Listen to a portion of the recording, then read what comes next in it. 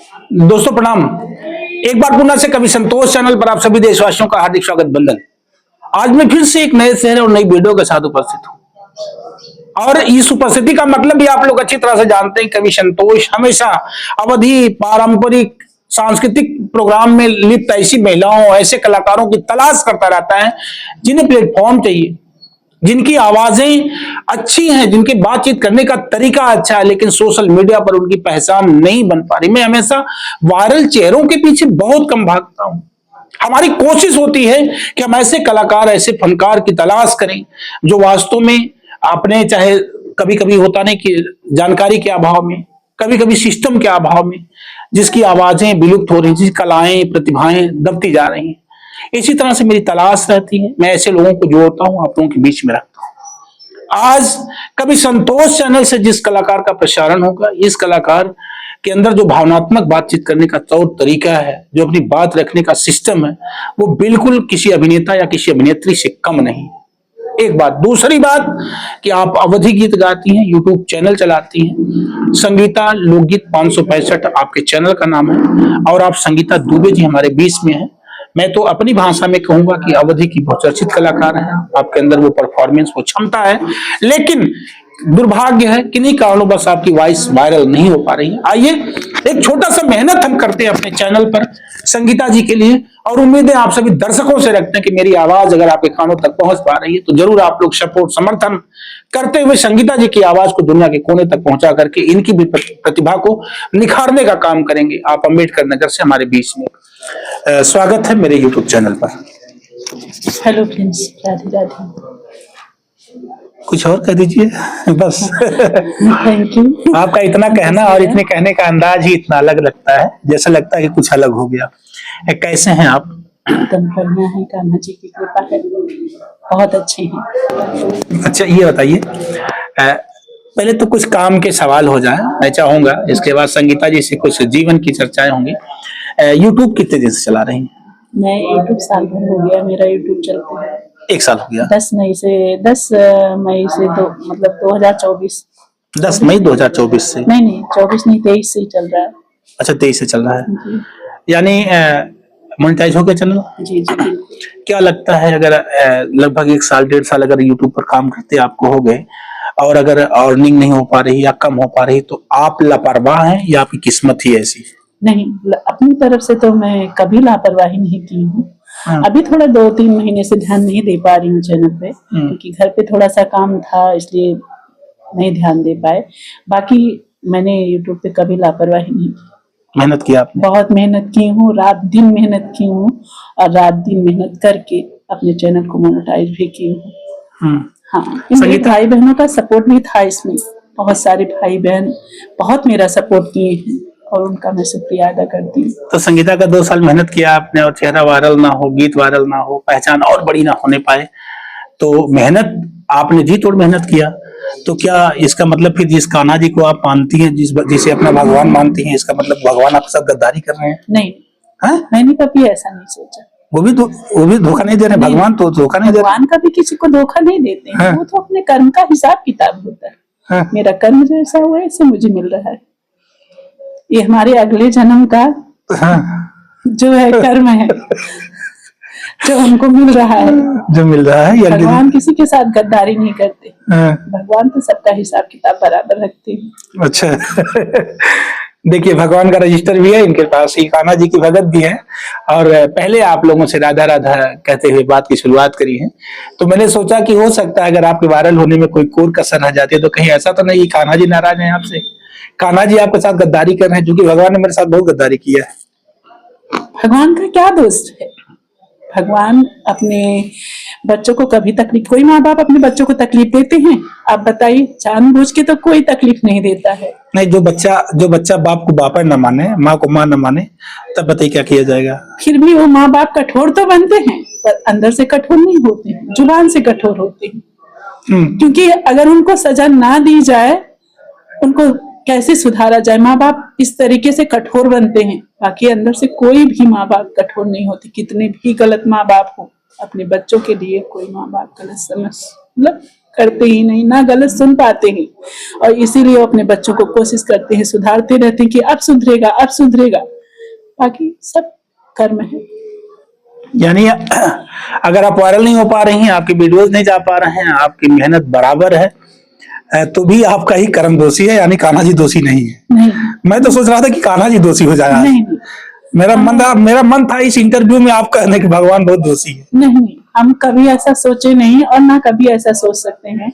हम ऐसा सोचते हैं कि अगले जन्म में या इस जन्म में, क्योंकि ये कलयुग चल रहा है, यहाँ कहते हैं कि जो कर्म करो ना तो तुरंत हिसाब किताब मिलता है, पर अपने हिसाब से तो मैंने कभी किसी के साथ गलत नहीं किया और ना ही करूंगी आगे।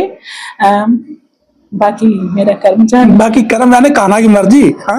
मर्जी, वही जाने उनका खेल। तो चलिए, आप क्या करती हैं? कान्हा जी का भजन भी गाती हैं आप?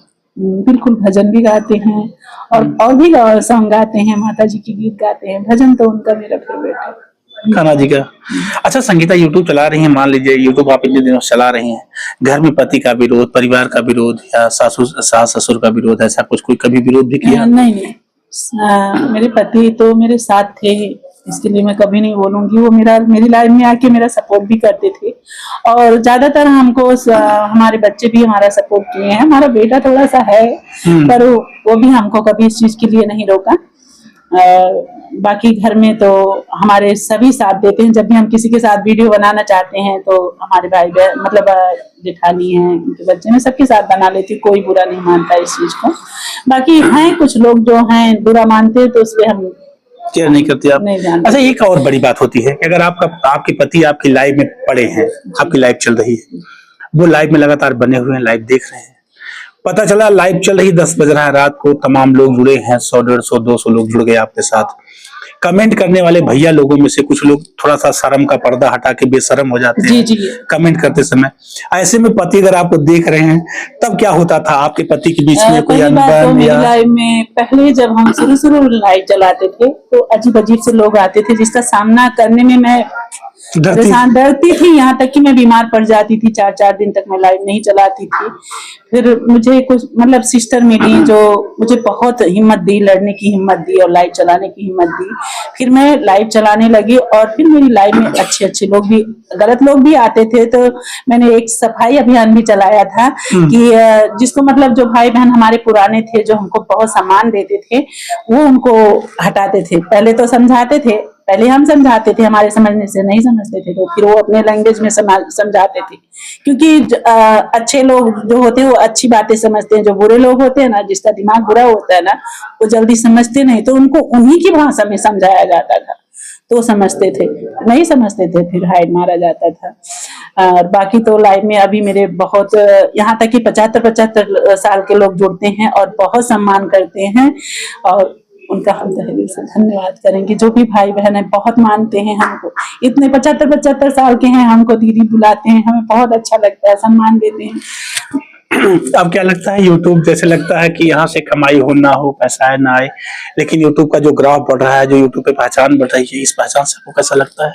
इससे मुझे बहुत खुशी मिलती है। सच है, सच यही बात है कि मुझे यूट्यूब पे कुछ नहीं मिला आज तक। अभी मेरा चैनल भी ग्रो नहीं कर रहा है, और पर जितने भी भाई बहन मिले, जिससे सबसे मिले ना, तो मुझे बहुत अच्छा लगा।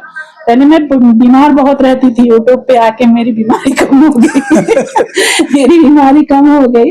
अभी तो मतलब परेशान है, लेकिन बीच में बहुत बीमार थी, इसलिए हमारे पति भी और हमारे बच्चे भी हमको कभी नहीं रोके कि मम्मी यूट्यूब पे जुड़ी रहेंगी, कि इनका इधर उधर दिमाग नहीं जाएगा और इनका माइंड जो है फ्रेश रहेगा। और मैं ठीक भी रहने लगी थी, बीच में पता नहीं क्या हो गया यानी यूट्यूब एक तरह से समझिए आपका जो है एक तरह से इलाज हो गया यूट्यूब पे। हाँ, क्योंकि गाने का शौक हमको बचपन से था, और गाने के पीछे हमारे मतलब गाना जो है हमारे दर्द से जुड़ा हुआ था। जब हमारी मम्मी बचपन में नहीं थी, हम लोग को छोड़ के चली गई थी, हम 3 साल 3.5 साल के थे। फिर जब इसे संघर्ष का सामना करने लगे, और जब से हम एक रिश्ता अपना गाने के साथ बना लिए थे। अभी हम बीच में हमारा गाना बंद हो गया, मैं गाना बिल्कुल बंद कर दी थी, इससे मेरा थोड़ी सी आवाज दब गई। नहीं तो हम दिन रात गाना गाते थे और गाने के ही साथ अपना दर्द बांटते थे, बाकी किसी से हम लोग कुछ कहते नहीं थे। अच्छा, एक बात और संगीता, जैसे मम्मी का ना होना जिंदगी में, 3 साल की हमारी उम्र है और मेरी माँ नहीं है, तो अभी उम्र हो गई 30 साल 40 साल हो गई, तो 3 साल से 30 साल का सफर जो बिना माँ के तय हुआ वो कैसा रहा होगा लगभग? अब ये बातें तो बहुत बताने में बहुत दर्द देता है, पर मैं जरूर बताना चाहूंगी कि माँ एक ऐसी चीज है जो बेटों का तो नहीं बता सकती, पर बेटियों के लिए तो माँ बहुत जरूरी है। क्योंकि माँ जो है ना, पापा तो पास में रहते नहीं है, माँ से बेटियां अपना सुख दुख दर्द जीद नखरे सब कुछ करती हैं और सब कुछ बटोरती हैं, और सारा प्यार भी मिलता है। और शायद वो हमको नहीं मिला है, हमारे पापा से भी हमको नहीं मिला, क्योंकि माँ तो चली गई थी और पापा भी मेरे मुंबई रहते थे। कभी ना माँ बाप दोनों का प्यार नहीं मिला, और वो प्यार हमारी सिस्टर हमको दी है। हमको पालने पोसने में उनका हाथ था, हमको पढ़ाने लिखाने में उनका हाथ था। बाकी बहुत सारी ऐसी तकलीफें हैं, शायद मैं बोलने में हिचक रही हूँ और नहीं बोल सकती। पढ़ाई कितना करी आप? ज्यादा नहीं हम पढ़ पाए, हम 9th पास किए थे, 10th पढ़ रहे थे, पर गांव का माहौल थोड़ा सा अलग हो गया और हमारी पढ़ाई छुड़ा दी गई, क्योंकि पापा नहीं रहते थे। पहले का जमाना था, सबकी सोच अलग रहती थी। अभी लोग ज्यादा सोच बदल गई है सबकी, पर तब की सोच पुरानी थी, तो सब लोग सोचते थे कि अरे नहीं, अगला घर ऐसा कर लिया है तो ये भी कर सकती है, ये लोग बिना माँ की है। इसलिए हमारी पढ़ाई छुड़ा दी गई। फिर 14-15 साल के साथ शादी कर दी गई। फिर अपनी इधर जिंदगी में उलझ गए। अरे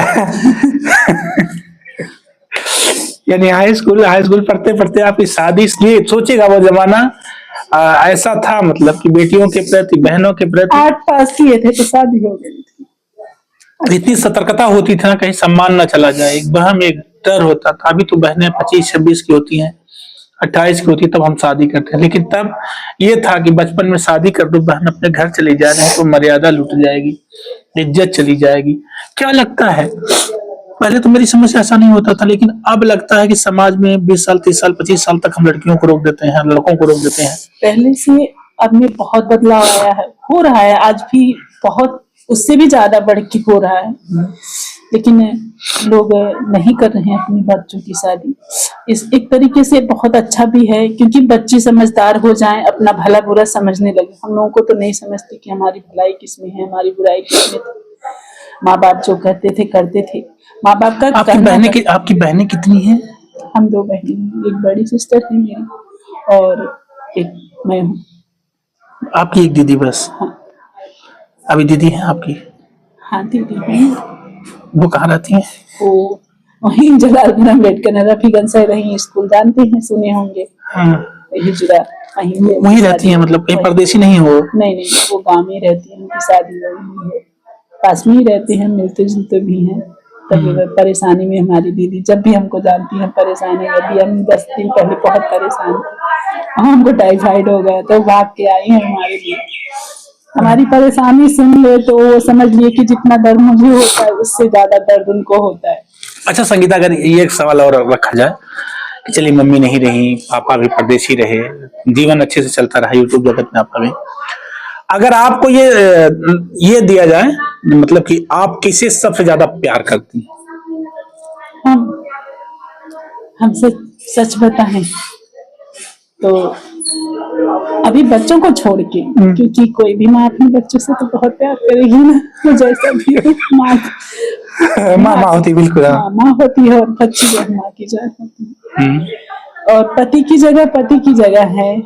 फिलहाल प्यार तो हम अपनी बड़ी सिस्टर से बहुत दीदी से जिंदगी भर करते रहेंगे, क्योंकि उनसे जो मुझे मिला है ना, बता नहीं सकते। झगड़ा कब करोगे उनसे? कभी झगड़ा भी हुआ कि नहीं? हाँ, लड़ते भी है। जब हम कोई गलती करते हैं ना, तो हमारी दीदी स्ट्रिक्ट भी है। अगर वो हमको प्यार करती हैं तो अगर हम गलत होते हैं तो हमको थप्पड़ भी लगाती हैं, अभी भी लगा देती हैं। अच्छा, झगड़ा भी हो जाता है? लड़ती हूँ, नहीं करूंगी, जिद कर लेती हूँ, तो अभी भी वो हमको थप्पड़ लगाती है, पर उनका थप्पड़ मारना भी मुझे बहुत अच्छा लगता है, क्योंकि उसमें एक अलग ही प्यार होता है। अब ऐसे में अगर आपको, अभी आपका मन बड़ा भावुक है, आपकी दिल में बड़ा दर्द है, ऐसे में अगर अब आपको कहें कि कोई एक भजन गा दीजिए। बिल्कुल गाएंगे, बिल्कुल गाएंगे। बातें लंबी हो गई दोस्तों। मैं चाहूंगा कि मन में भाव है, लेकिन चलिए फिर इस भाव मतलब भावनात्मक भाव को लेते हुए एक भजन की तरफ चलते हैं। एक छोटा सा भजन कान्हा जी के नाम से या कोई भी, मैं लिया हूं, आप बोलिए। इस समय मुझे ज्यादा भजन नहीं आ रहा है। बिल्कुल एक लाइन, एक लाइन, बस एक लाइन। नंदलाल मेरी सुन लो, मेरे पास चले आओ, घनश्याम मेरी सुन लो, मेरे पास चले आओ, मैं भंवर में अटकी हूँ, मेरी नैया पार लगाओ, मेरी नैया पार लगाओ। क्या बात है। इस तरह की, यानी जब भी आपको मेरी समझ से जब लगता होगा कि आपको मनोवेदना होती होगी, दर्द होता होगा, पीड़ा होती होगी, तो ये भजनों का सहारा भी आप एकदम पूरा बिल्कुल टैबलेट की तरह से इस्तेमाल करती होंगी। बिल्कुल। गाना दर्द जो हो, मेरा गाना जो होता था ना, जब हम लोगों को तकलीफ दर्द होता था तो हम किसी से बोल नहीं पाते थे, क्योंकि तब नहीं ये समझ पाते थे कि कौन अपना है कौन पराया है। बाकी घर में भी माँ बाप भाई बहन बुआ सब थी जो सहयोग करती थी हमारी, लेकिन ये दर्द हमारा बहुत अलग था। और हम दोनों बहनें जब भी बैठते थे ना तो गाने के साथ अपना रिश्ता, मेरी बड़ी दीदी तो किसी से नहीं कुछ कहती थी, वो खुद अंदर से घुटती थी और हम लोगों को मतलब खुश रखने के लिए कुछ ना कुछ करती रहती थी। यहाँ तक कि वो हमारे लिए सूट पहनना छोड़ दी और साड़ी पहनने लगी। क्यों, ऐसा क्यों किया? क्योंकि समय कहते हैं ना कि हमारे पापा रहते थे तो कोई इस तरह का ध्यान नहीं देने वाला था। हमारी दीदी, हमको किसी चीज की कमी ना हो, हमको कोई तकलीफ ना हो, इसलिए वो खुद साड़ी बांधने लगी और हमको सूट पहनने के लिए कि हम हमारी बहन को कोई कमी ना हो। वो मतलब हम जितना बोले उनके लिए ना वो सब कम है। मतलब मेरे लिए, मेरे पास सब बतियाते रहो, रोते रहो, गाते रहो। मेरे पास मैं चाहूंगा एक लाइन और अंतिम प्रस्तुति। मैं छोटा छोटा कट पे चाहूंगा, एक छोटा सा कट कोई और। इस गाना मैं अपनी दीदी के लिए गाना चाहूंगी। बिल्कुल बिल्कुल। फूलों कतारों का सबका कहना है, एक हजारों में मेरी बहना है, एक हजारों में मेरी बहना है। देखो बहना हम तुम है एक डाली के फूल, मैं ना भूली रे बहना तू काहे गई भूल, तेरी छोटी बहना का बस एक कहना है, बहना मेरी प्यारी बड़ी प्यारी बहना है। काहे मेरी बहना तू हो गई उदास, काहे मेरी बहना तू हो गई उदास, तेरी बहना दुख सुख दोनों में देखी साथ। जब भी हम परेशान होते थे। ये संगीता एक बात छोड़ा, ये बताओ बहना है, भैया भी है कि नहीं? भैया भी। भैया के लिए कभी कोई गीत गाती हो कि नहीं गाती हो? नहीं, छोटी गाती। मैं चाहूंगा एक लाइन भैया के लिए भी हो जाए। आज तो इस इंटरव्यू का रुख ही बिल्कुल मजेदार हो गया। मैं तो कहूंगा ना कि आज तक तो मैं महिलाओं के इंटरव्यू में अवधि गीत सुनता था, कजरी, चौलरी, सोहर, नकटा, खिमटा, ये सारे गीत आते थे। लेकिन संगीता ने पूरे माहौल को ऐसा कर दिया जैसे लगता है मुझे जो संगीता कहना चाहती हैं वो मुझे सुनना पड़ रहा है। मुझे संगीता जो कहना चाहती मुझे वो सुनना पड़ रहा है, ऐसा मुझे लग रहा है। आइए एक लाइन भैया की हो जाए ना। भैया के लिए। भाई मेरे तू ही मेरी जान है, तू ही मेरे जीने का समान है, चोट लगे तुझको तो दर्द मुझे होता है, आंख तेरी छलके तो दिल ये मेरा रोता है, भाई बहनों में अक्सर ये होता है, ये होता है। क्या बात, यानी फिल्मी गानों से भी लगाव है, हिंदी सॉन्ग से, यानी भोजपुरी से, हिंदी से, भजन से, सब कुछ लगाव है। जहाँ दर्द वाला गाना होता है ना, उससे मेरा खिंचाव मतलब अलग ही खिंचाव होता है। ऐसा नहीं है कि खुशी नहीं अच्छी लगती है, बहुत अच्छी लगती है, पर दर्द से रिश्ता ही कुछ ऐसा है। ऐसा है। जाते जाते अंतिम बार अपने जिंदगी का सबसे फेवरेट सॉन्ग कोई एक लाइन? मेरे जिंदगी का फेवरेट सॉन्ग, मैं भोजपुरी मुझे बहुत पसंद था बचपन से। एक लाइन? तो गाने बहुत सारे पसंद थे। एक लाइन कोई भी? एक, जब मेरी मम्मी खत्म हो गई थी तो हम अपने लिए गाना बनाए थे, वो गाना मेरा बहुत फेवरेट था। वो गाना हम आप सबको जरूर सुनाना चाहिए। बिल्कुल, एक लाइन। मारी के कर जवा भितरा बान, अम्मा मोरी स्वर्गे गईली। मारी के कर जवा भितरा बान, अम्मा मोरी स्वर्गे गईली। अपुनात भैलो मैया, स्वर्ग के बसिंदा मयरिया।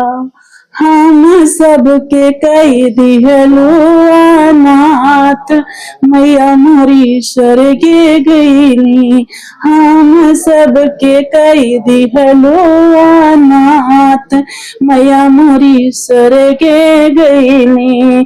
दिल खैलल नवा तहरा, गईन की नैया है मैया। दिल खैलल नवा तहरा, गईन की नैया है मैया। लैले तो हम सबके साथ, हे मैरिया हमारी कई दिहलू हम के अनाथ, हे मैरिया हमारी। क्या बात है। ये मेरा खुद का लिखा हुआ गाना है, मैंने खुद से बनाया है। अभी मैं उस तरह का नहीं कर पाती, नहीं तो हम खुद अपने दर्द पे खुद अपना गाना लिखते थे। क्या बात है। मेरे साथ आप सुन रहे हैं संगीता जी को, संगीता दुबे जी को। आपका YouTube चैनल है संगीता लोकगीत 565, और मैं आप लोगों से गुजारिश करूंगा कि आप ऐसे गीतों को सुनने के लिए, इनके विचारों से जुड़ने के लिए इनके चैनल तक जरूर जाएं, इन्हें विजिट करें, इन्हें देखें और इनके साथ जुड़ें। जल्दी से मैं मिल जाऊंगा फिर किसी और कलाकार के साथ अगली वीडियो में। तब तक के लिए आप लोगों से विदा लेता हूं। मैं आपका संतोष, मेरे साथ cameraman Vishal Dubey. Thank you.